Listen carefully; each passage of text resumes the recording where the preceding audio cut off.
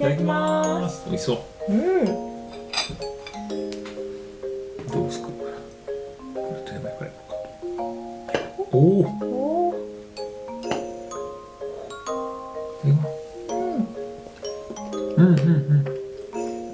おお。あらさま。パキ。大粒のアラジャン硬い。アラさんでかいな。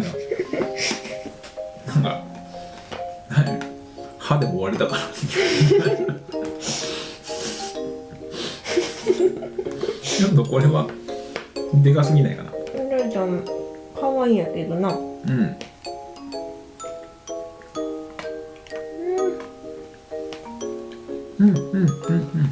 まっ。いい感じ。なんかすくって食べれる感じが。満足感がする。これ葉っぱ食べていいの？葉っぱ食べれるやつ。イタリアンなんちゃら。雪の結晶は食べれないやつ。書いといてね。はい。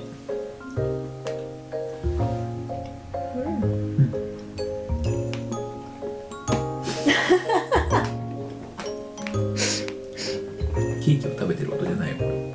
アラジャン食べれる。お菓牡蠣食ってるみパッケージの裏に砂糖の塊やから噛むの気をつけてみたいな感じだもん。噛むの気をつけて、硬さで気をつけてっていうお菓子なかなかない。小豆バーぐらいじゃん。ないよね。パラソック小豆バー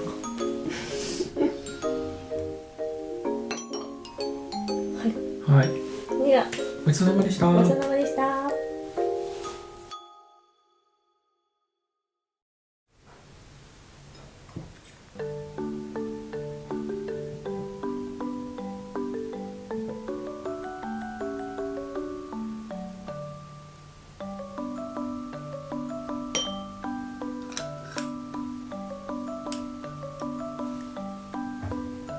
どこにいちご乗せるつもりなんやろ私。乗らんな。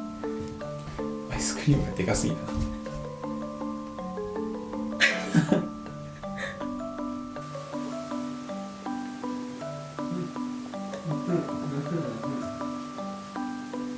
アイスが阻みすぎて、行く手を阻まれて何もかも